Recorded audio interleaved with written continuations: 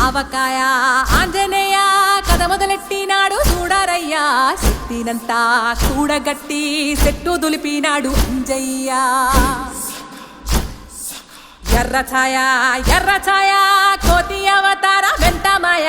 కత్తి సేత పట్టకుండా కాయ కోసినాడు కపిలయ్య